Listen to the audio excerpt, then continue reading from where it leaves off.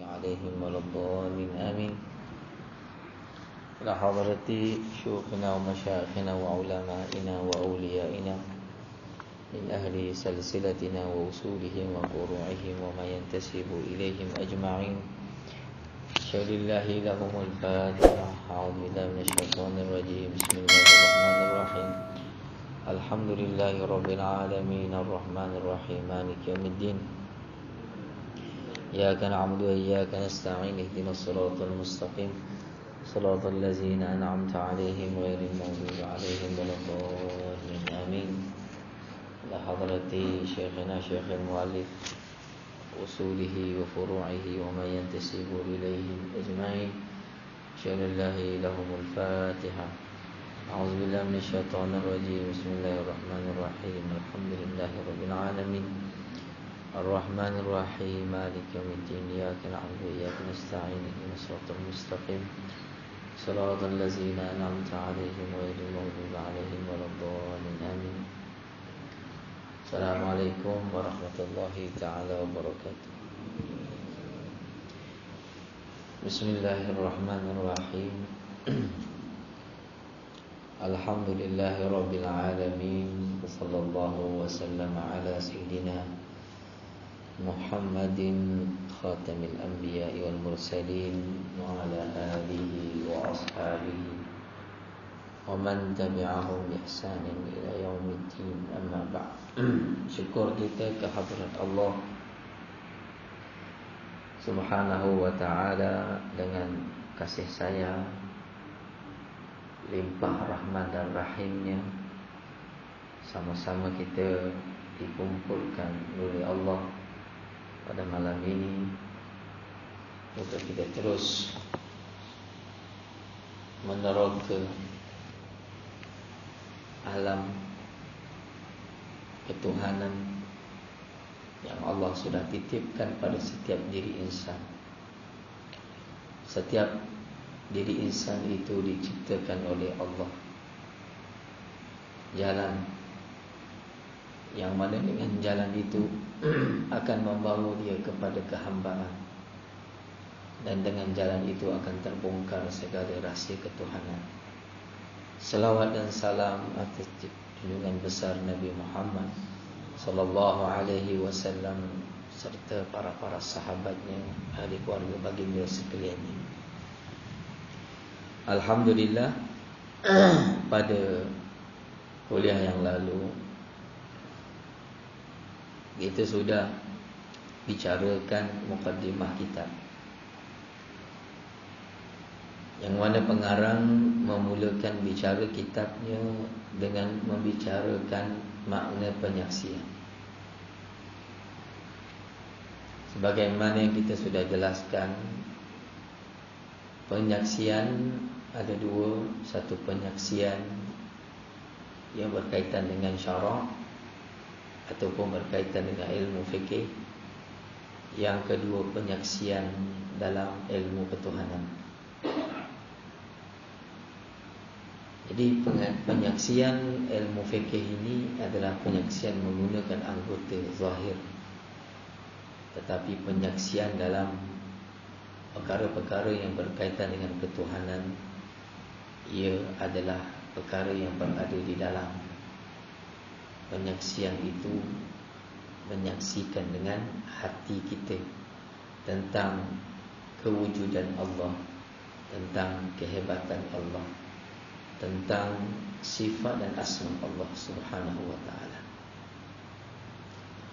Hingga penyaksian kita menyaksikan dengan hati yang jazam, penyaksian dengan bersungguh-sungguh bahawa tiada yang aku saksi di alam ini yang wujud melainkan hanya Allah. Selain daripada Allah, wujudnya itu bukan wujud yang real. Wujudnya itu hanyalah wujud majazi, bukan wujud hakiki.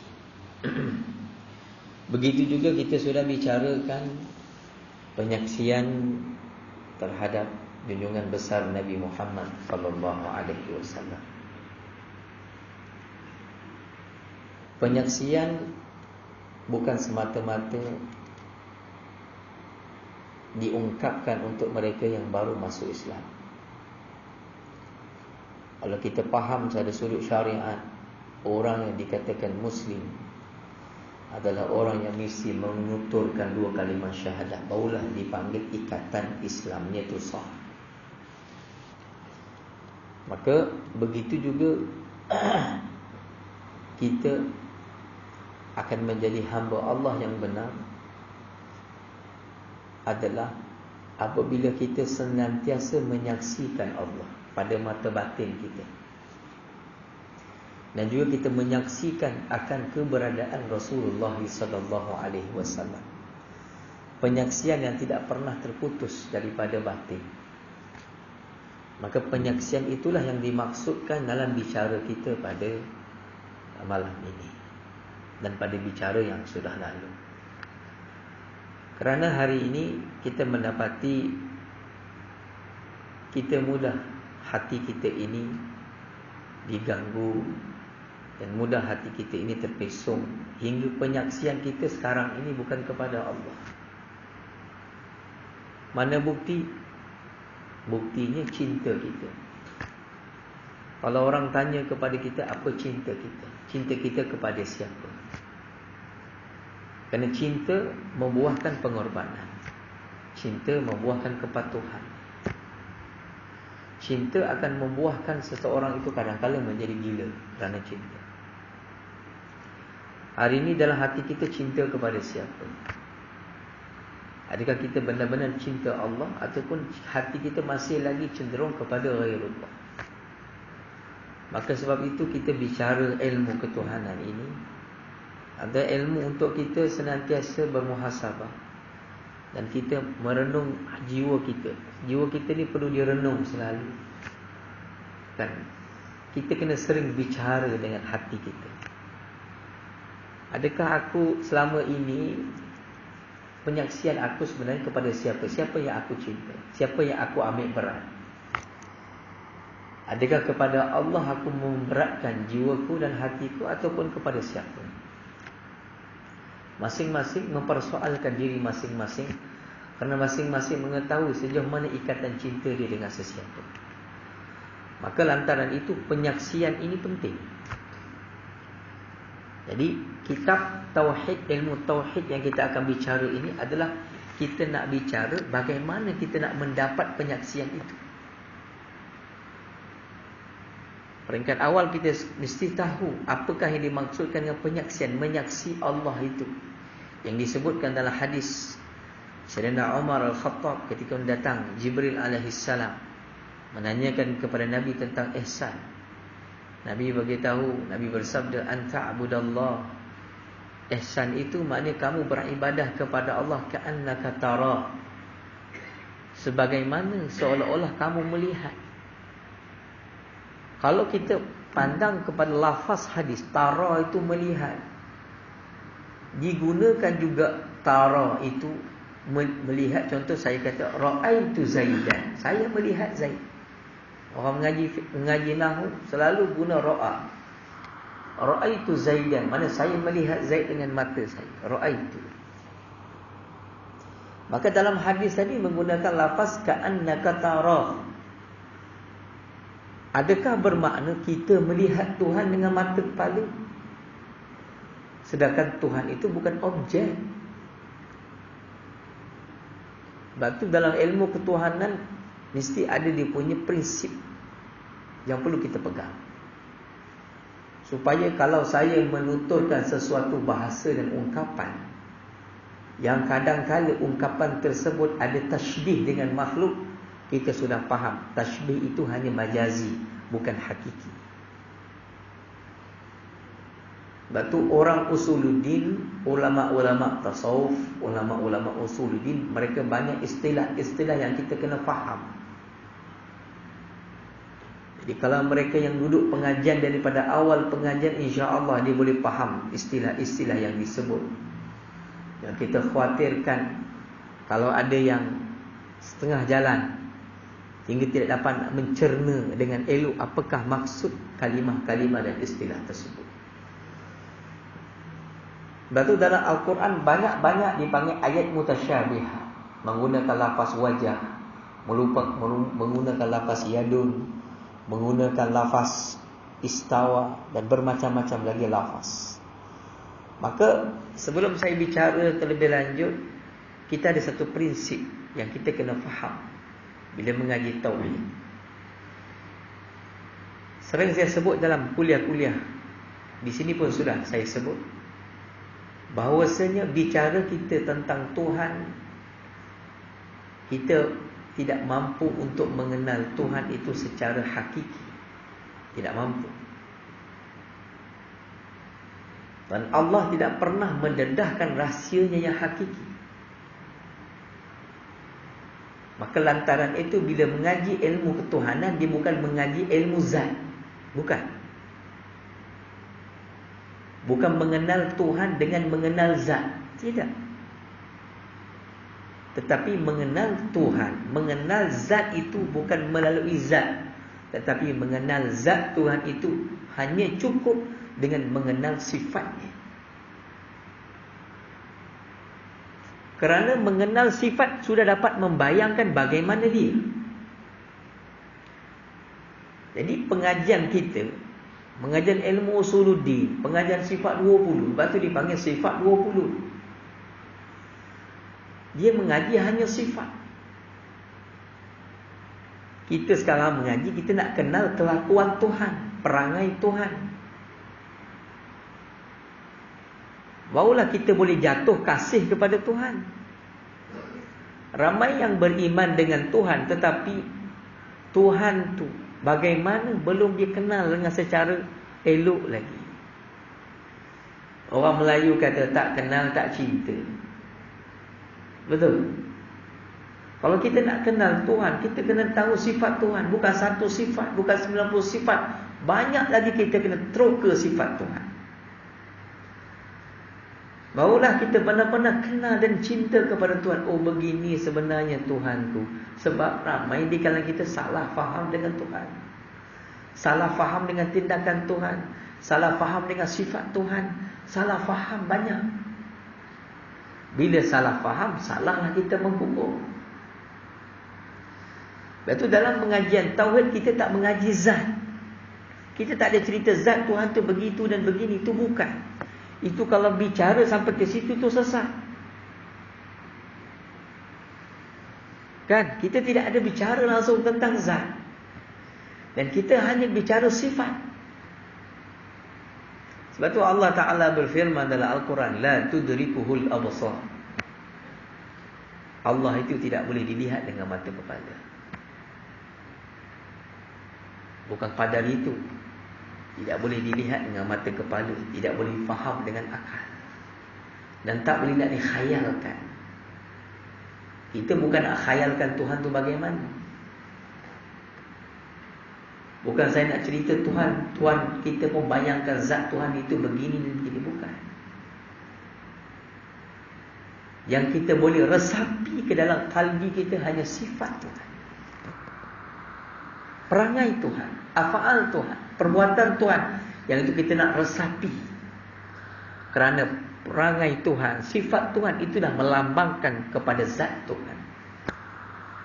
Zat Tuhan tidak perlu dibicara.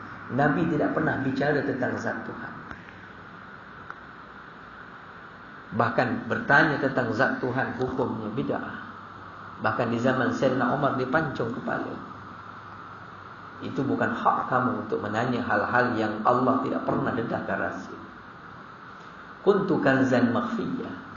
Aku adalah perbendaraan yang tersembunyi.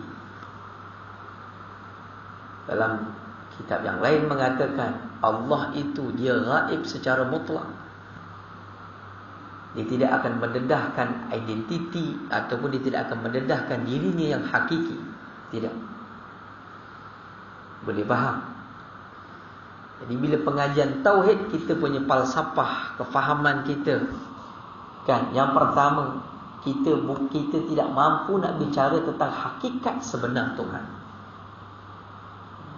Lepas tu kita bicara hanya pada sifat. Itu yang pertama. Bagaimana, sebab apa saya sebut begini? Mudah saja. Kalau kita biasa dengar tentang hadis Nabi SAW bersabda, Nikmat syurga itu adalah mala ainun ra'at. Nikmat yang mata kamu tak pernah lihat. Nikmat syurga ni masih dikira dunia, masih dikira ghairullah, selain Allah. Nikmat syurga ni Nabi sebut mala ainun ra'at, benda yang mata kamu tak pernah lihat di dunia ataupun di mana-mana.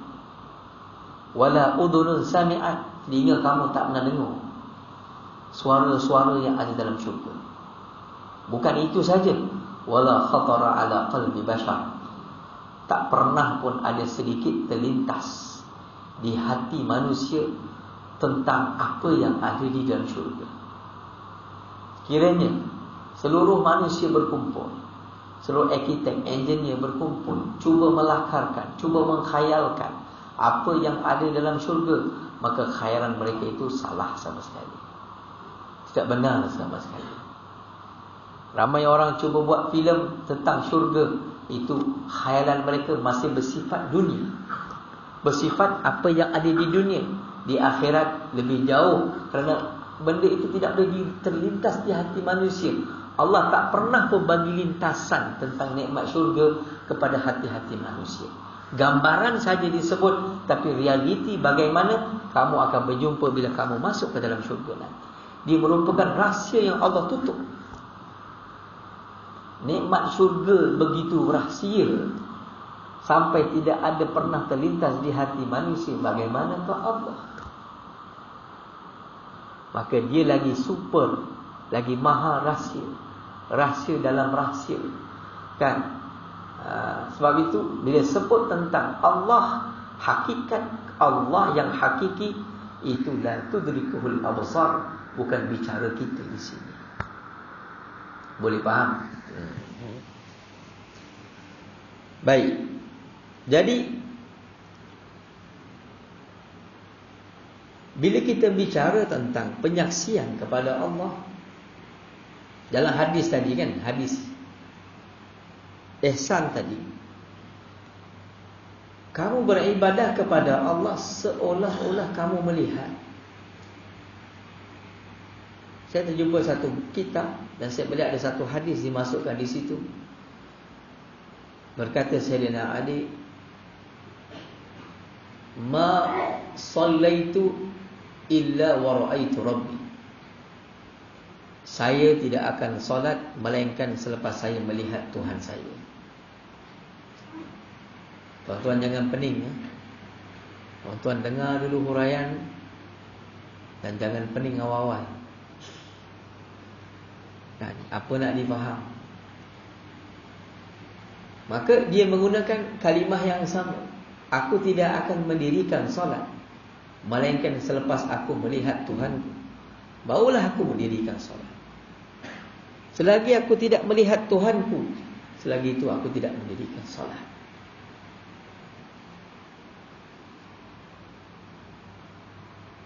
Maka dalam kitab Munyatul Musalli karangan Syekh Daud Al-Fatani membicarakan tentang solat dan membicarakan tentang hakikat solat. Dia kata, satu orang apabila dia hendak solat, maka jangan dia solat angkat takbir selagi mana dia tidak melihat Tuhan yang berada di depannya. Kalau kita membaca secara kasar dan memahami secara kasar, maka kita akan menjadi pening dan kita akan kata ini bicara yang salah dan sesat. Atau kalam-kalam hadis, kalam-kalam orang-orang sufi, kalam yang penuh dengan kiasan, kalam-kalam Al-Quran, kalam yang penuh dengan kiasan, penuh dengan rahsia, yang kita perlu tanya kepada ahlinya untuk kita mengenal rahsia tersebut. Maka dalam ilmu sufi, hadis tadi mengatakan beribadahlah kamu kepada Allah sehingga seolah-olah kamu melihatnya, itu dipanggil maqam syuhud. Syuhud itu secara mudah saya bicara pada awal, kerana tuan-tuan baru mula nak mengaji, dah dengar istilah tinggi-tinggi, kita tuan-tuan pening. Syuhud itu secara kasarnya adalah menyaksikan dengan hati. Faham? Sebab itu maknanya sebelum kita angkat takbir untuk mengerjakan solat, kerana solat ini tujuannya apa? Solat adalah tujuannya untuk kamu membesarkan Allah. Solat adalah tempat untuk kamu menzahirkan keabdian kamu kepada Allah. Solat adalah tempat yang paling tinggi untuk kamu betul-betul memuji dan membesarkan Allah. Sebab itu lafaz takbir tidak boleh guna lafaz yang lain, tak boleh. Mesti Allah dan akbar, tak boleh. Kita nak tukar Allah Al-Azim ke Allah Al-Jalil ke, tidak boleh. Para ulama fuqaha menyebut tidak sah.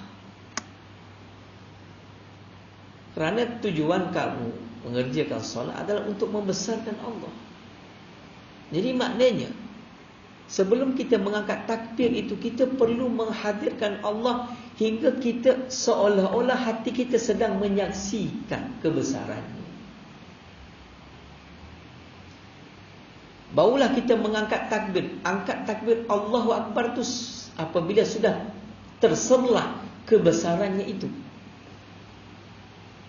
Jadi kalau kita Allahu Akbar, mulut kita mengata Allah Maha Besar, tapi hati kita tidak pun mengata Allah Maha Besar, maknanya kamu bicara memuji Tuhan bukan pada nyata, tetapi pada kata. Puji yang sebenar ada pujian yang pada nyata, bukan pada kata. Hari ini kita banyak memuji Tuhan tapi pada kata. Nyata hati ini tidak pun memuji Tuhan. Maka sebab itu ilmu yang kita nak belajar ni bagaimana proses jiwa kita hingga benar-benar bila kita mengangkat takbir memuji Tuhan, bukan mulut kita saja memuji Tuhan, hati kita juga menyaksikan Allah tu maha hebat, maha besar dan maha agung. Barulah di situ mencapai syahadah, mencapai penyaksian yang benar. Tuan-tuan faham? Faham ke tidak?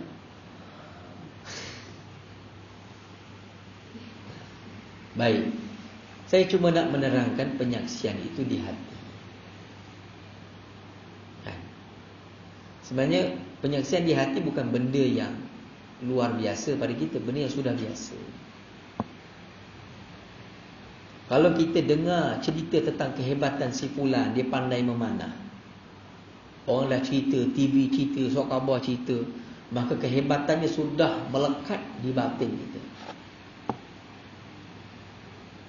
Maka bila kita menyaksikan pertandingan dia ataupun persembahan dia, kita melihat mulut kita memuji, hati kita juga sudah memuji. Hati kata hebat betul ya. Mulut tak kata tapi hati, oh hebat. Sebab apa? Sebab cerita tentang dia kita sudah dengar berkali-kali, sudah melekat. Soalannya, mengapa kita tidak menyaksikan Tuhan dengan secara hakiki? Kerana kita tidak memasukkan kebesaran Tuhan itu di dalam qalbi. Kita dengar pakai telinga, lihat dengan mata, tetapi tidak masuk ke dalam qalbi. Kerana apa? Qalbi akan memasuk kebesaran Tuhan bila mana qalbi itu perlu dicucikan. Maka perlu kepada satu konsep dipanggil tazkiyatun nafs, dibersihkan. Barulah kebaikan akan mula masuk sedikit demi sedikit ke dalam qalbi tersebut. InsyaAllah. Mudah-mudahan Allah memberi faham kepada kita semua. Baik. Jadi perjalanan tauhid daripada awal kitab sampai akhir, dia hanya bicara syahadah saja. Dia akan bicara sampai kita benar-benar menyaksikan Tuhan sebenar-benar saksi. Yang kita tidak akan tertipu dengan dunia luar. Kita tidak akan tertipu dengan dunia yang selama ini mencanangkan kehebatan dia. Kita tidak akan tertipu. Sebab apa? Hati kita sudah diperlihatkan yang hebat yang sebenar itu siapa. Yang hebat yang sebenar itu siapa. Maka datanglah pengaruh yang mana pun daripada luar, kita tidak terkesan. Sebab kita ada dia yang sentiasa hampir dekat dengan kita. Tapi kalau Allah kita tidak masukkan dan kita tidak dekatkan ke dalam qalbi kita, bila datang ancaman daripada musuh, hilanglah pegangan dan pergantungan kita kepada Allah. Kita nampak Nuh musuh lebih hebat, senjata musuh lebih hebat. Itulah yang berlaku. Bila Allah tu hanya kita dengarkan, tapi kita tidak masukkan ke dalam qalbi. Baik. Sebab itu dalam perjalanan tauhid yang saya akan bawa, dia melalui 4 fasa. Fasa yang pertama adalah fasa ilmu. Nak kenal Tuhan, nak cinta Tuhan, mesti kenal dulu. Kita mengaji kitab ni, mengaji sampai habis kitab ni, baru bab yang pertama, bab kenal. Kenal bagaimana sifatnya, bagaimana keindahannya, bagaimana keagungannya. Kan, kita kena kenal dulu. Kalau satu orang perempuan yang kita nak cinta dia, kita kena kenal dulu. Mana boleh saya kenal orang yang saya tak tahu? Kan, kalau kenal pun, kalau cinta pun tak feeling. Kalau saya nak cinta dia, saya nak rindu, saya kena kenal dia. Kenal latar belakangnya, namanya, perangainya, sifatnya, akhlaknya, semua saya kena tahu. Tuhan ni, kita nak menjadikan Tuhan lah cinta yang sebenar, cinta yang hakiki. Hingga cinta Tuhan ni boleh menghapuskan dan melumpuhkan cinta-cinta yang lain. Bagaimana kehebatan Tuhan ni kita perlu installkan dalam qalbi.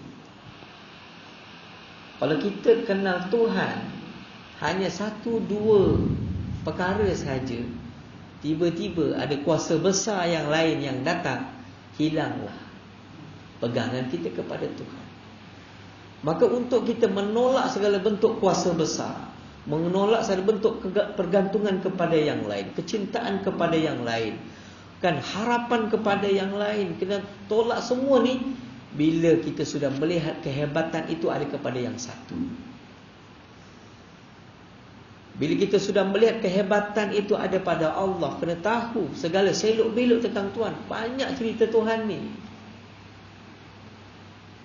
Kan, cerita Tuhan ni banyak, tidak cukup masa kita nak hurai. Itu kalau soalan yang sering saya tanya, kalau orang minta kepada kita, tolong ceritakan Tuhan kamu, berapa minit kita boleh cerita Tuhan kita?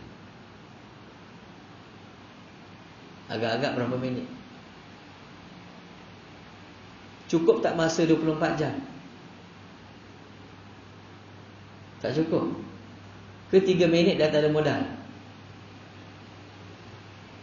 Cuba cerita Tuhan sikit. Kan? Tak tahu berapa minit yang kita boleh bagi masa untuk cerita tentang Tuhan. Tak ada modal. Sebab kita tidak menerokai tentang Tuhan.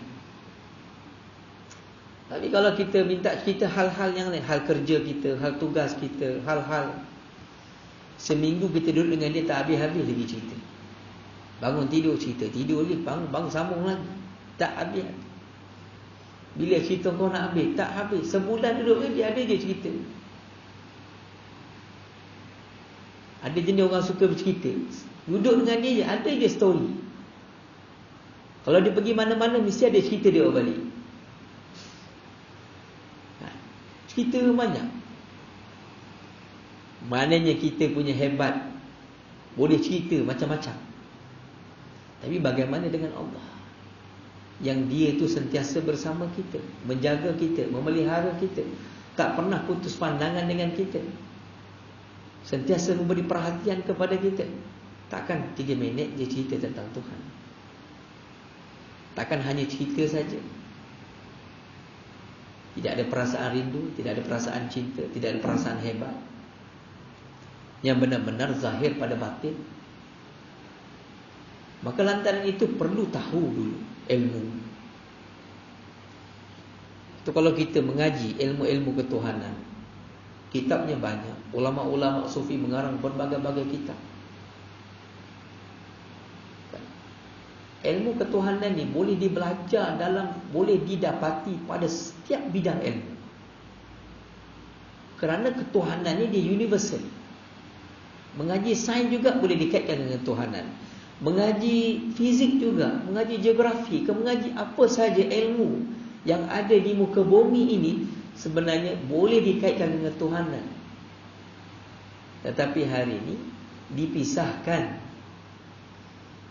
Hingga bila sebut cerita tentang Tuhan, itu mengaji pendidikan agama Islam. Bila kamu ajar sains, cuba kamu bawa elemen ketuhanan. Ni orang kata ni cikgu ni mengajar sains ke mengajar pendidikan agama Islam? Ada satu orang cikgu dia mengajar sains, tapi dibawa elemen ketuhanan dalam bicara sains. Anak murid report dengan guru besar, dengan pengetua, kata cikgu ni salah mengajar. Ini yang dia ajar oleh musuh. Tuhan ni duduk pada satu tempat je. Tuhan ni duduk pada bicara agama je. Bicara lain Tuhan tak ada. Bahkan orang-orang dulu, orang Melayu kita ni saya sebut isu sehari dua ni, ketuhanan Melayu entah apa benda, seolah-olah nak menindas ataupun tak tahulah. Orang Melayu dulu nak buat rumah ni, nak buat rumah ke, nak buat baju ke, nak buat apa ni, dia akan cari elemen-elemen ketuhanan. Buat apa pun, buat rumah ke, lepas tu dia buat tangga 7 tangga, kan? Dia buat ukiran tu mengapa. Kalau tuan-tuan pergi ke Muzium Terengganu ataupun muzium, dia ada tunjuk, bagi tahu kenapa seni binanya begini. Semua kait dengan elemen ketuhanan. Elemen ketuhanan ni apa? Tidak membawa kepada kesombongan. Itu elemen ketuhanan. Membawa kepada ketawadukan. Orang dulu, orang Melayu kita semua buat butang 3 ada maksud, butang 4 ada maksud, butang 5 ada maksud. Semua ada falsafah. Buat poket baju Melayu 3 poket, kenapa? Semua ada. Semua dikaitkan dengan Islam, dengan agama, dengan ihsan, dengan ketuhanan. Tak pernah terpisah. Tetapi hari ini semua benda kita nak pisahkan dengan Tuhan. Seolah kata nak bicara Tuhan ni cukup di masjid ni, di pejabat tak boleh bicara Tuhan, di kedai kopi tak boleh bicara Tuhan. Ini yang kita nak bawa, berikan kefahaman. Tuhan ni kita perlu bicara. Dan Tuhan ini di universal, boleh dibicara pada apa sudut. Cuma atas kebijaksanaan kita bagaimana nak menghuraikannya. Maka kalau kita terputus dengan Tuhan, maka kita terputuslah daripada Raja segala Raja. Kita terputus daripada Tuhan yang Maha Kasih Sayang. Maka kita terputus dengan rahmat Tuhan. Boleh faham? Jadi bicara ketuhanan ini adalah bicara yang kita nak bicara. Pertama tadi saya sebut ilmu. Lepas ilmu, nak belajar ingat. Ini dia punya panduan dia. Sepanjang mengaji ni panduan saya nak bawa. Pertama akan bicara tentang ilmu, kenal. Yang kedua, selepas dah kenal, dah tahu PA perangai, macam mana Tuhan, sifat dia bagaimana, keindahan dia bagaimana, keagungan dia bagaimana, dah kenal dia, maka belajarlah ingat. Bagaimana nak ingat? Dengan amalan-amalan yang sudah saya bagi 2 minggu lepas, dengan zikir-zikir tertentu. Kita menyebut nama dia sampai kita benar-benar melihat sifat tersebut dengan mata batin kita. Belajar ingat. Hingga apa saja kita pandang, kita ingat dia. Kita pandang ni, kita ingat dia. Kita pandang diri kita, kita ingat Tuhan. Kita pandang pokok, kita ingat Tuhan. Kita pandang isteri kita, pandang anak kita, pandang apa saja, semua tidak terlepas ikatan ingatan kita dengan Tuhan. Kena belajar ingat. Kerana di sebalik makhluk, di situ ada dia, ada Tuhan. Di sebalik pencipta, di sebalik ciptaan ada pencipta. Di sebalik gelas ini ada kilang yang buat gelas. Macam tu. Di sebalik ciptaan Tuhan ni adalah Allah pencipta segala sesuatu. Bagaimana kamu boleh kata Allah tu hanya di Kaabah saja? Allah tu ada di ketika solat 5 waktu saja. Allah tu ketika pegang tasbih saja. Itu salah. Fa'inama tuwallu, di mana saja kamu berpaling, berada, memandang, melihat, mendengar, merasa, fathamma wajhullah, di sana ada tanda-tanda kebesaran Allah. Di sana ada tanda-tanda asma Allah yang kamu kena pandang dengan mata batin kamu. Barulah kamu akan dapat dilihat, dapat melihat. Maka di situ kita belajar ingat dulu, ingat. Sama ada ingatan kita kepada Allah melalui zat ataupun ingatan kita kepada Allah melalui peristiwa. Kerana tiadalah satu perbuatan yang berlaku melainkan ada pembuatnya. Tidaklah berlaku hari ini satu tragedi, kapal terbang Lion Air yang terhempas jatuh ke dalam laut, yang mungkin mengorbankan kesemuanya nyawa atau bagaimana, tidak ada laporan lagi yang sahih. Tapi walau bagaimana pun tidaklah satu peristiwa perkara yang berlaku di alam ini melainkan ada pembuatnya. Maka pembuatnya yang hakiki hanyalah Allah. Walaupun segi teknikal, mungkin ada teknikal kapal terbang tersebut yang berlaku kesilapan, maka berlakulah insiden yang tidak diingini. Tapi pada hakikat tiada berlaku sesuatu perkara, mereka semua dengan ilmu dan perancangan Tuhan. Maka di situ nak belajar ingat. Melihat benda ingat Tuhan, melihat peristiwa ingat Tuhan. Ketika marah ingat Tuhan, ketika gembira ingat Tuhan, ketika sedih itu ingat Tuhan. Ketika apa saja cuba ingat Tuhan. Belajar, ingat dulu. Ingat dulu. Ketika ingat belum lagi rindu, belum lagi kasih, baru ingat. Kalau kita jumpa kekasih dalam filem-filem Melayu banyaklah. Kan, terlanggar bahu lah, terlanggar buku jatuh lah, terpandang pandangan pertama, terus teringat-ingat. Tidur tak boleh. Kan, teringat masuk dalam mimpi, tu teringat tu. Baru pandangan kali pertama dah ingat. Hidup jadi tak keruan, kena cari nombor telefon juga supaya ada hubungan seterusnya. Kalau tidak, nyaya saya. Kan, cinta bayang jawabnya. Nampak? Ingat tadi, lama kelamaan dia akan membawa kepada cinta. Rindu. Lamanya tak jumpa, datang rindu. Kan, datang cinta. Maka dengan Tuhan juga, prinsip yang pertama, selepas ilmu kita akan berlatih untuk ingat. Selepas ingat, kita berlatih sampai kita dikurniakan rindu dan cinta. Beribadah kerana rindu, berzikir kerana rindu dan cinta. Lagi menyebut namanya, lagi cinta. Merasakan kedekatan kita dengannya. Maka bila kita sudah cinta, cinta yang tidak ada tolak banding, hingga kita menafikan cinta-cinta yang lain, maka kita sampai ke level yang tertinggi, dipanggil level ma'rifat ataupun level musyahadah. Itu kita akan bicarakan dalam bicara tauhid. Anjang 45. Tak masuk lagi kita ni. Baik.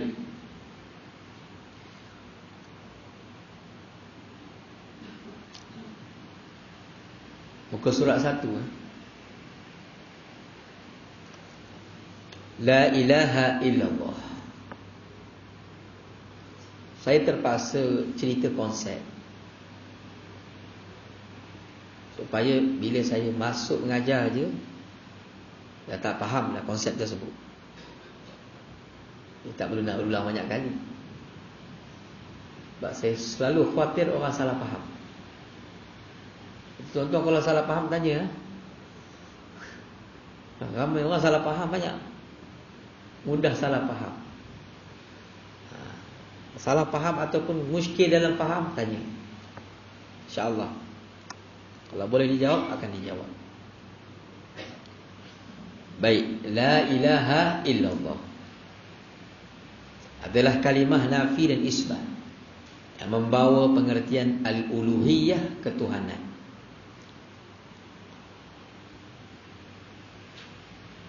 La ilaha, tidak ada jenis Tuhan yang layak disembah melainkan hanya Allah Ta'ala juga. La mawjuda bihaqqin fil wujudi illallah, tidak ada yang wujud, sebenar-benar wujud yang hakiki, melainkan hanya Allah. Ada ulama menafsirkan la ilaha dengan makna la ma'bud bihaqqin fil wujudi illallah. Ada setengah ulama menafsirkan la mawjud bihaqqin fil wujudi illallah, tidak ada yang disembah melainkan dengan sebenar-benarnya melainkan Allah. Itu satu takwilan. Takwilan yang kedua, tidak ada yang wujud, sebenar-benar wujud di alam ini melainkan hanya Allah. Dalam bicara kita, kita sering sebut yang wujud itu hanya Allah, kita bukan wujud. Ini juga kadang-kadang ramai yang salah faham. Ya, saya terpaksa terangkan sedikit tentang wujud. Dalam bicara tauhid, sufi sering bicarakan demikian. Wujud ada dua. Satu wujud dia panggil wujud hakiki. Wujud hakiki ni maksudnya wujud yang sebenar-benar wujud. Apakah yang boleh dikatakan wujud hakiki? Wujud hakiki adalah wujud yang tiada yang mewujudkan. Nah, dalam kitab-kitab pondok yang tidak dikeranakan oleh suatu kerana, mana tidak ada sebab yang boleh menjadi sebab dia wujud. Maknanya tidak ada yang melahirkannya, tidak ada yang menciptakannya. Itu baru diletakkan kategori sebagai wujud yang real, wujud yang hakiki. Maka wujud Allah ini adalah wujud yang hakiki. Dan wujud selain Allah juga dipanggil wujud, tapi wujud yang majazi. Majazi ni apa? Bukan yang realiti, dipanggil wujud ilusi. Ilusi ni apa? Wujud bagaikan fata morgana. Ada tapi bukan ada. Nak kata ada pun tak boleh, nak kata tiada pun tak boleh. Faham? Faham tak? Matahari yang ada dalam sungai, nak kata tiada? Gambar matahari itu, bayangan matahari. Matahari, kita tengok matahari nak pandang atas tak boleh. Kita pun tengok malam matahari dalam sungai, dalam tasik. Nampaklah warnanya bulat sekian, matahari yang jelas tu. Adakah gambaran matahari yang ada dalam tasik itu matahari sebenar? Boleh tak pegang matahari itu? Boleh, tapi rasa apa? Rasa air lah. Nak kata matahari dalam tu tak ada pun tak boleh, gambarnya ada, bayangannya ada. Nak kata sungguh pun tak boleh, sebab itu bukan yang sungguh di atas. Maka wujud manusia ini bukan wujud yang sebenar. Sebab apa? Ada awalnya, ada penciptanya. Maka wujud manusia tidak dipanggil wujud yang sebenar. Tuan-tuan kena faham sifir ini.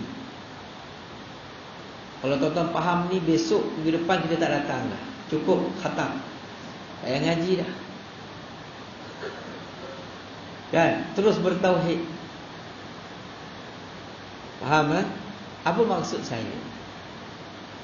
Bila kita faham Tuhan ni wujudnya wujud yang hakiki, maka empunya sifat yang sebenar adalah milik Allah jua. Sifat yang hakiki jua milik Allah. Perbuatan yang hakiki jua milik Allah. Asma ataupun panggilan nama-nama yang hakiki jua milik Allah. Maknanya segala apa yang berlaku di alam ini semuanya 100% semua daripada Dia sahaja. Kerana Dialah perbuatan yang hakiki. Kita majazi.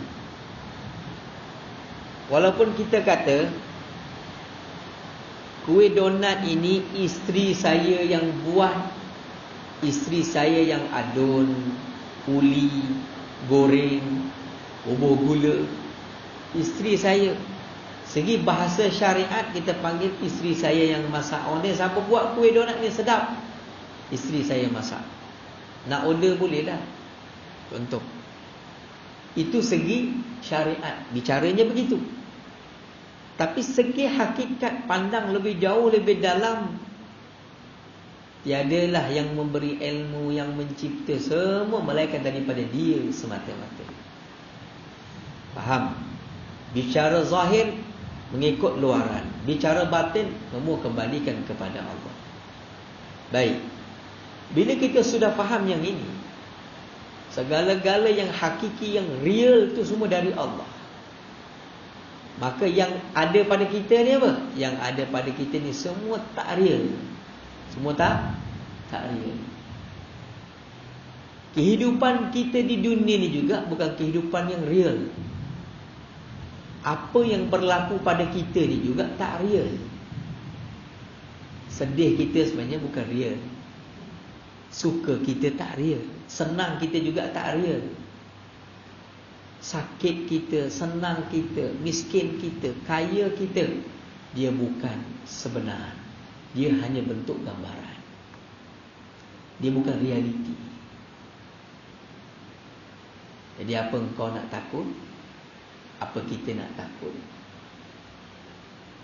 Sebab tu Nabi tidak bekerja keras kepada benda yang luar, tapi Nabi bekerja keras benda yang dalam. Kan? Bukan kita nak hidup miskin, bukan maksudnya begitu. Nabi tidak bekerja keras yang luar, kerana yang luar bersifat sementara, yang luar bersifat gambaran, yang luar bersifat ilusi. Bila kita tahu beginilah sebenarnya alam ini yang Allah sebut mata'ul ghurur, kehidupan yang tipu daya, senda gurau, laibun walahun, permainan yang sebentar. Kalau sakit pun sakit dalam bentuk permainan. Jadi kenapa kamu nak bersungguh sangat di dalam satu perkara? Walaupun benda tu berlaku dalam hidup kamu, mengapa kamu nak bersungguh sangat nak menghukum dia, nak menghina dia, nak memfitnah dia, nak menjatuhkan dia sebagai contoh, ataupun nak menyalahkan dia? Alangkah baik kalau kamu bersikap bermaafan, bertoleransi, bekerjasama. Sebab dunia ni darul ujian. Sebab apa yang berlaku ni cuma permainan, senda gurau, kena tolak, kena sepak, kena terajang, kena jatuh, kena naik, kena halau, kena apa, semua tu senda gurau, kena jatuh sakit. Bukan realiti. Allah nak tengok kamu pandang siapa ketika mana kamu diuji. Tetapi hari ini kita anggap ni benda real, hingga kita bermusuh dengan jiran kita, kita bermusuh dengan anak-anak kita, kita bermusuh dengan isteri kita, kita bermusuh dengan masyarakat kampung. Sebab kita terlampau serius dengan dunia ini. Tapi dengan alam akhirat kita tak serius. Kita buat endah tak endah. Hubungan kita dengan Allah kita buat endah tak endah. Hubungan dengan makhluk kita nak serius. Lepas tu ketika mana Yasir diuji dalam awal Islam, maka Nabi kata, sabran ya ala Yasir, sabar. Sesungguhnya tempat kamu adalah di syurga.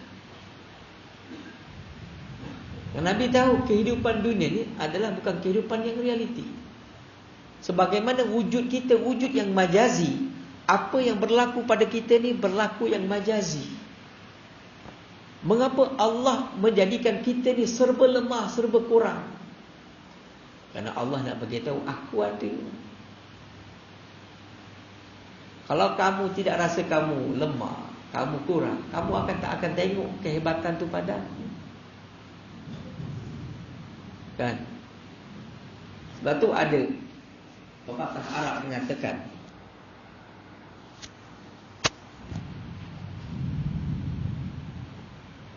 al-ubudiyatu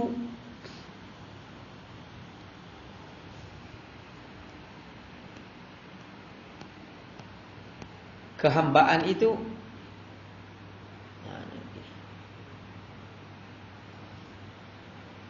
jawharatun azhara biha ar-rububiyyah.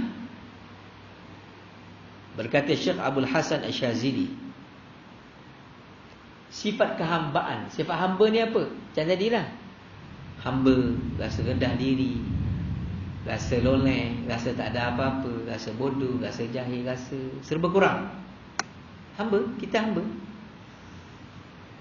adalah permata yang akan dizahirkan dengannya, dengan sifat kehambaan itu akan rububiyah, akan sifat ketuhanan. Kita tidak akan melihat sifat ketuhanan kalau kita tidak benar-benar menjadi hamba. Kita tidak akan melihat keajiban Tuhan kalau kita tidak benar-benar menjadi hamba. Kita tidak akan melihat kehebatan Tuhan kalau kita tidak benar-benar pada satu tahap kita fakir, kita berharap kepada-Nya. Maka Allah menciptakan kita serba lemah, serba dhaif, supaya Allah nak tunjuk Dia hebat.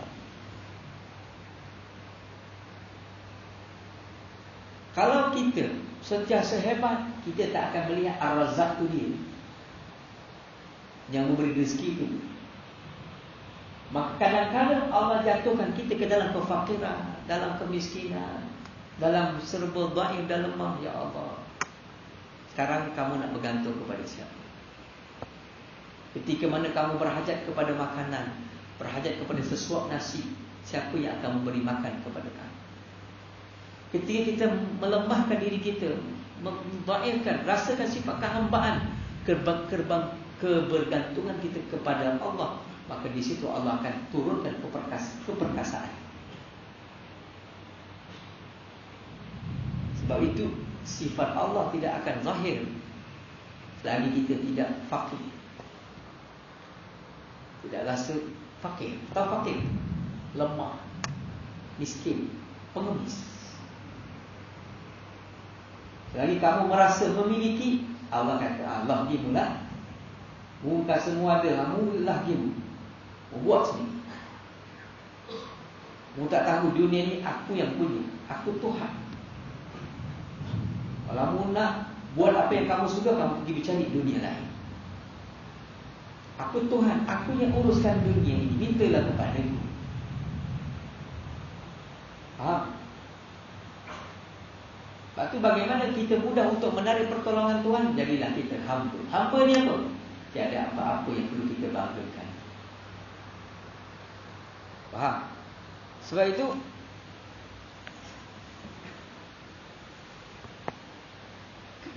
kewujudan kita ini adalah kewujudan yang ilusi. Peristiwa yang berlaku di alam ini semua ilusi. Dia seperti peristiwa yang kita melihat dalam lakonan filem. Kan, pada hakikatnya pelakunya dia mati ya. Pelakon pun tembak, pada bunuh. Hakikatnya dia tak mati pun, dia berlakon je. Nanti dah habis syuting, okeylah pakai baju biasa. Make-up tu dibuang, jadi dah normal. Kehidupan kita ni seperti kehidupan orang syuting filem ni.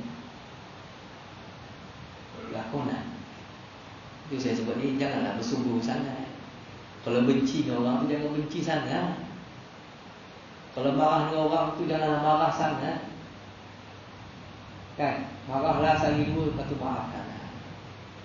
Kan, kalau benci tu bencilah 2-3 jam, lepas tu sayanglah balik.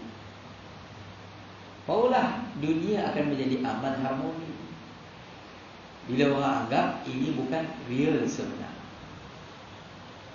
maka itu yang dimaksudkan dengan wujud tadi. Ini penting. Maka daripada sinilah ukuran kita untuk memahami lagi yang berkaitan dengan ketuhanan. Kerana prinsip yang kita nak bawa dalam pengajian ini, kita bila mengenal Tuhan, lagi kenal kita dengan Tuhan, lagi kuat perhambaan kita. Lagi kita kenal yang maha hebat, lagilah kita mengenal kitalah yang paling lemah, yang paling bodoh.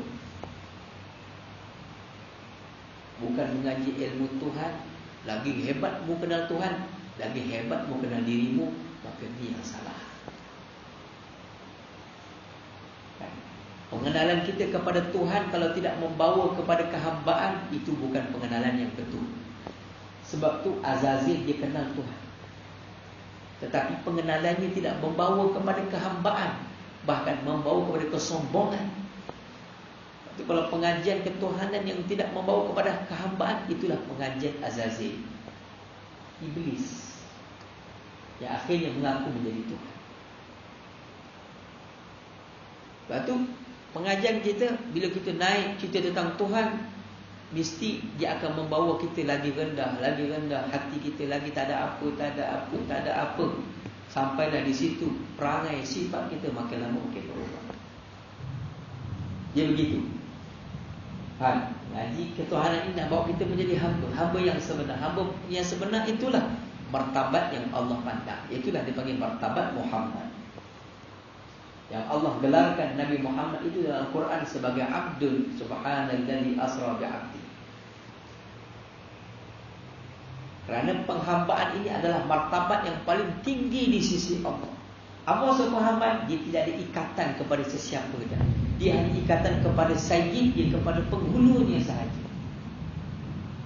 Dia tak ada ikatan yang lain. Dia hanya kepada Allah saja ikatan. Itulah yang dipanggil Abdul.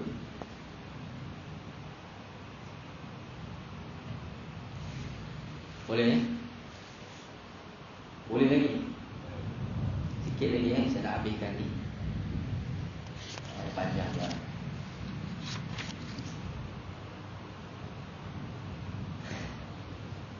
La ilaha illallah. Panjang lagi syarahan ni.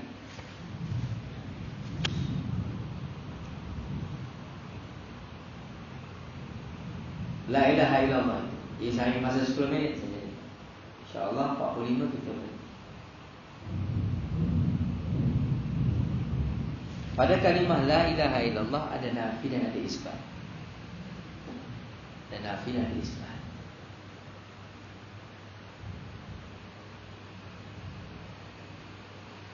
Kita perlu sentiasa menafikan. Apa yang kita nak nafikan? Ghairullah, selain Allah.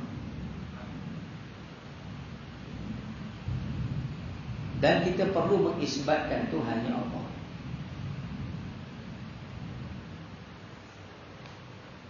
Di manakah kita nak nafi dan isbat?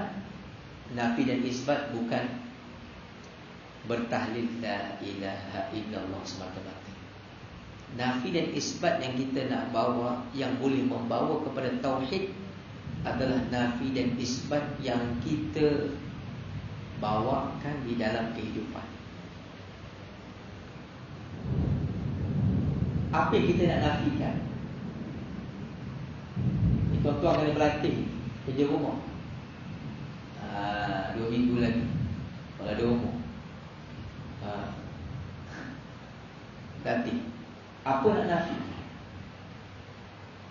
Apa saja perkara yang boleh membawa kita suka, menyandarkan perkara itu kepada diri kita, kita nafikan. Apa saja. Sama ada dalam bab ibadat atau bab-bab yang lain. Contoh, ini dalam, luar tak sebut, dalam saja, hati saja. Ya, hati saja bicara. Saya contoh dalam solat. Bila mana kita nak solat, ketika mana muazzin mengatakan hayya 'alas solah, di situ dah belajar nafi dan isbat. Ketika muazzin melakukan azan tu dah belajar dan nafi dan isbat. Kita sebagai orang yang mendengar disunatkan menyebut la haula wala quwwata illa billah, atau nafi dan isbat. Tidak ada daya dan upaya untuk aku melakukan kebaikan ini dan menolak segala kejahatan mereka hanya dengan pertolongan-Mu ya Allah. 2 kali. Hayya 'alas solah, hayya 'alal falah, kita pun disunatkan mengucap. Walaupun saya mendengar azan, tetapi saya tidak tahu sama ada Allah mengizinkan saya menggerakkan kaki saya ke masjid untuk datang solat ataupun tidak. Maka ketika itu saya perlu berharap dan bergantung kepada Allah. La haula wala quwwata illa. Kita menafikan kemampuan kita, kita menafikan keupayaan kita, kita menafikan kehendak kita, menafikan kemampuan kekuasaan kita. Kita serahkan bulat-bulat hanya kepada Allah. Hingga bila mana kita berjalan, hati kita merasakan aku berjalan dengan gerak-Mu ya Tuhan. Aku melangkah ke masjid ini kerana Mu yang atur, kerana Mu yang susun, Mu yang berkehendak untuk aku. Kan? Satu guru saya menyebut, tidaklah satu orang dia berzikir kepada Allah sebelum kita mengingat Allah, Allah sudah ingat kepada kita ini. Sebelum kita melangkahkan kaki kita ke masjid, Allah sudah ada perancangannya daripada azali lagi, yang bawa kita fulan, ibni fulan, time sekian sudah melangkah. Aku benarkan untuk dia bersujud di hadapanku. Ini semua berjalan dengan ilmu Tuhan, bukan dengan ilmu kita. Berjalan dengan kehendak Tuhan, bukan kehendak kita. Tetapi kita tidak pandang yang itu. Kita masih pandang kita ni, kemampuan kita, pilihan kita, kehendak kita.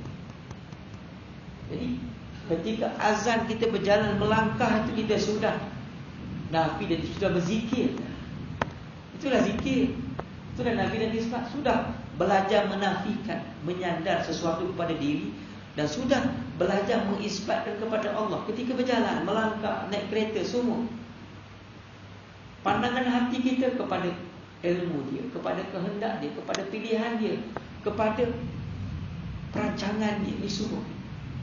Maka kita, ya Allah, syukur kepada-Mu kerana Engkau telah memilih aku untuk aku sujud kepada-Mu. Bukan semua orang dipilih oleh Allah, dipandang oleh Allah. Maka di situ kita belajar daripada bergerak berjalan semua. Sampailah kita mengangkat takbir, kita mengangkat tangan, kita belajar nafi dan isbat. Bila kita angkat tangan, belajar yang menggerakkan saya untuk solat ini hanya Allah. Yang menggerakkan mulut saya untuk membaca hanya Allah. Cuba menafikan pergerakan itu dari saya. Ini di dalam. Kita nak memandang ni pergerakan Tuhan, kita nak memandang ni ilmu Tuhan. Itulah dimaksudkan nafi dan isbat. Karena kalau kita boleh nafi dan isbat, itulah zikir kita. Walaupun kita tidak mengucap la ilaha illallah, tapi kita sudah mempraktikkan nafi dan isbat itu dalam kehidupan. Maka itulah dia akan membersihkan mata hati dan jiwa. Apa saja, bukan saja dalam solat, setiap kehidupan kita ini boleh nafi dan isbat. Dan kerana kita bila jadi sesuatu perkara, kita mudah menyandarkan kepada orang lain. Tidak salah menyandarkan kepada orang lain, kan? Satu orang melanggar kereta kita, faham, calon kereta kita, apa nama, berita 2-3 hari lepas, suami pukul isteri. Sebab isteri bawa kereta BMW, aksiden dan macam tercalar je dalam berita tulis. Tak adalah kata hancur ke apa. Tak tahulah, takut berita ni dia tak boleh percaya juga. Dia kata tercalar je.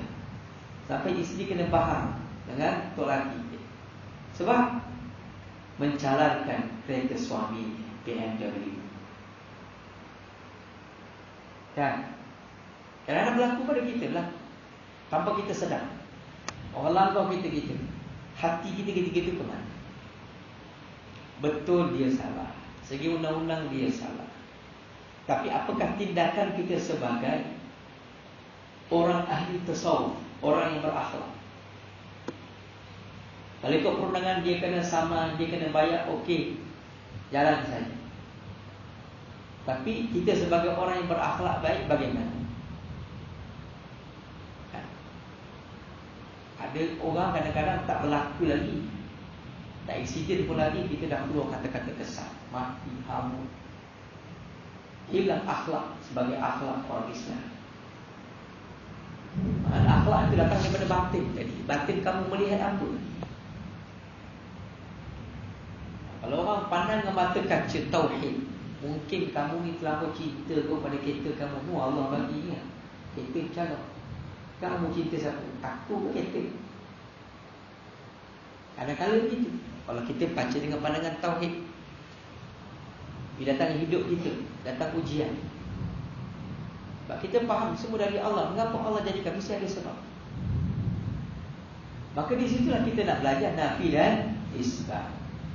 Maka insya-Allah tuan-tuan belajar ni, berzikir nafi dan isbat ni, menafikan sesuatu yang kita suka menyandarkan dia pada diri kita, dan kita alihkan sandaran itu hanya kepada Allah.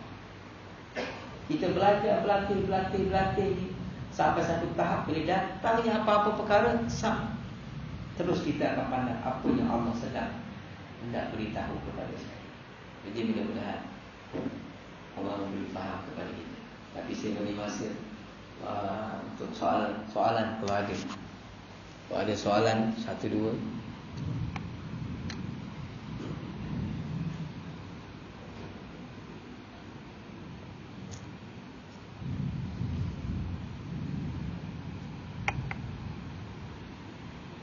Ada.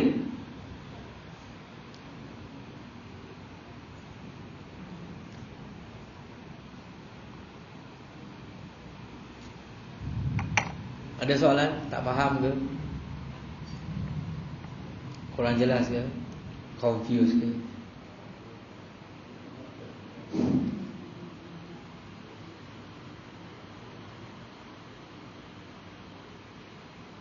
Tak? Ya.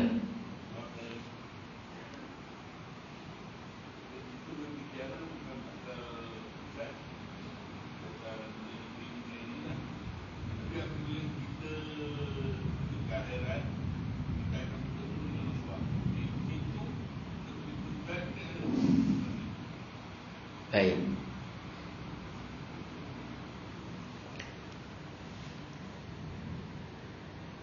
Kebanyakan para ulama di sini ada beberapa pendapat.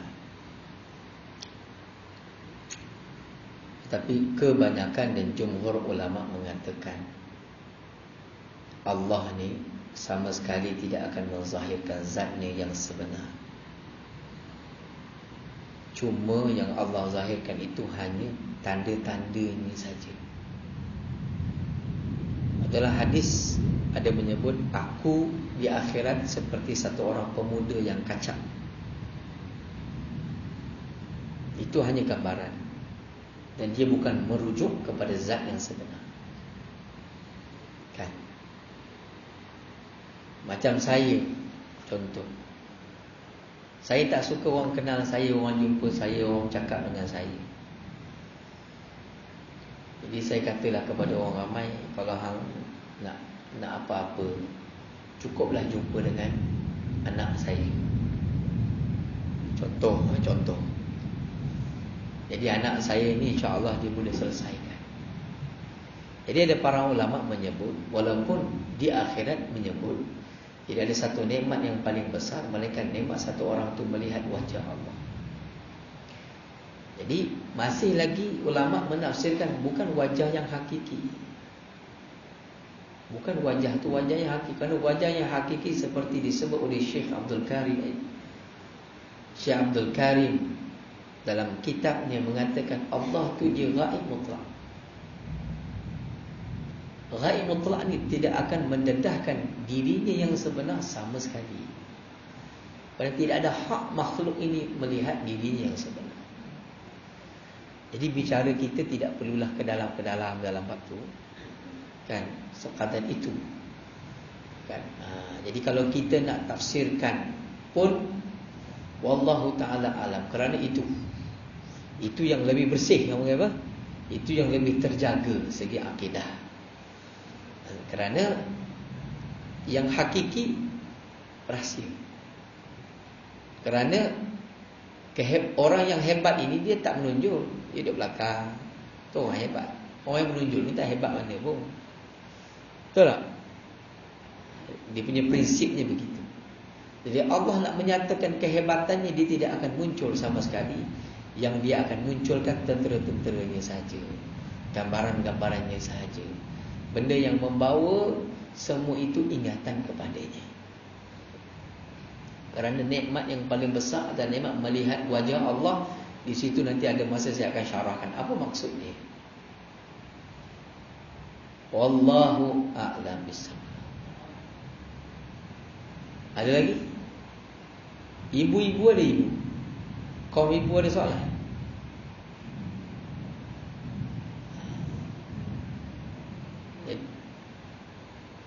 Jadi insya-Allah yang paling penting untuk mendalami ilmu ini bukan mutalaah banyak kitab, tapi untuk mendalami ilmu ini perlu menggunakan hati untuk meneroka alam-alam ketuhanan. Karena Allah kata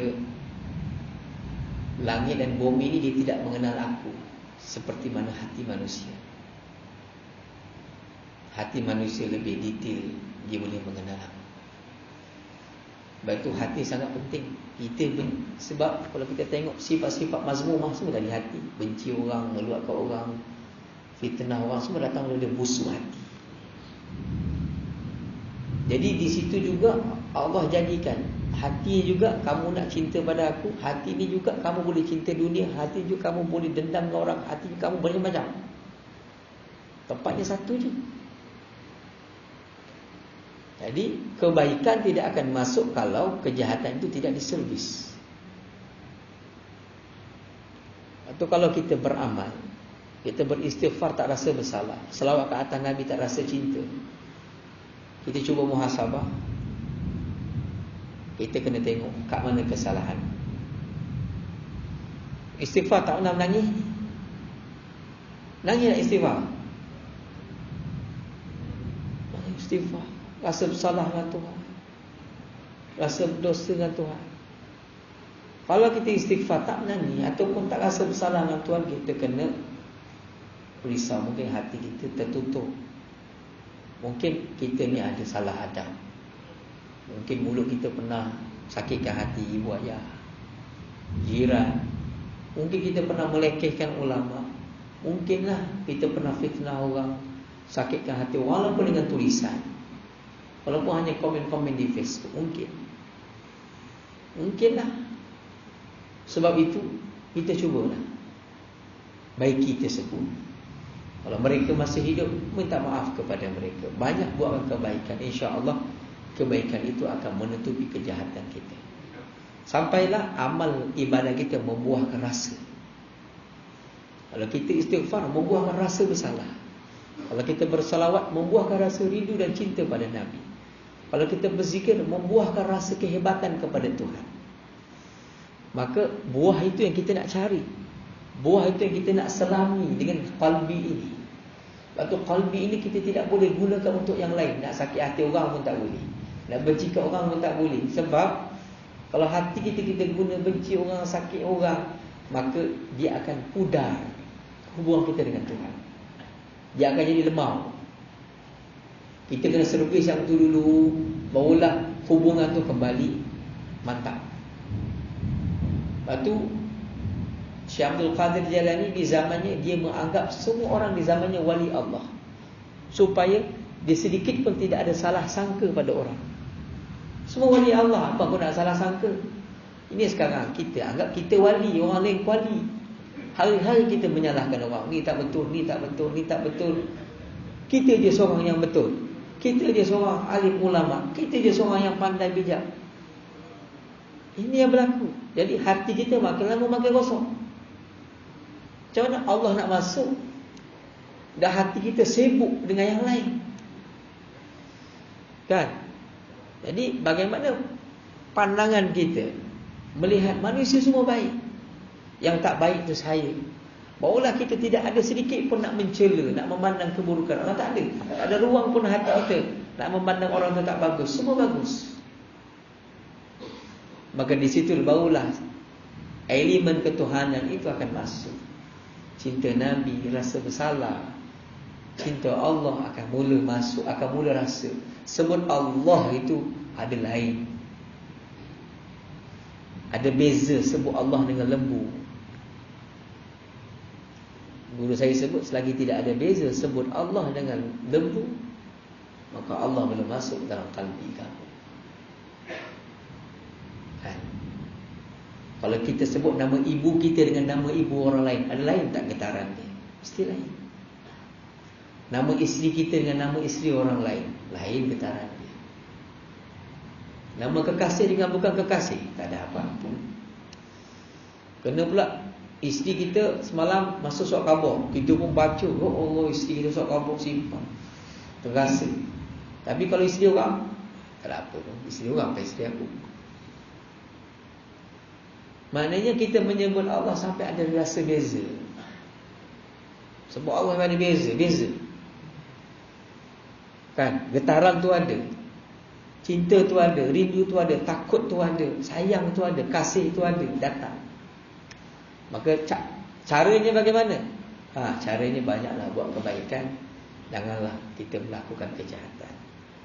Bertaubatlah kita kepada Allah, minta maaflah sebanyak mungkin kepada manusia, agar ia juga memberi ruang kepada mata hati kita untuk terus berjalan kepada Allah. Mudah-mudahan Allah memberi taufik dan kefahaman kepada kita semua. Wallahu ta'ala a'lam.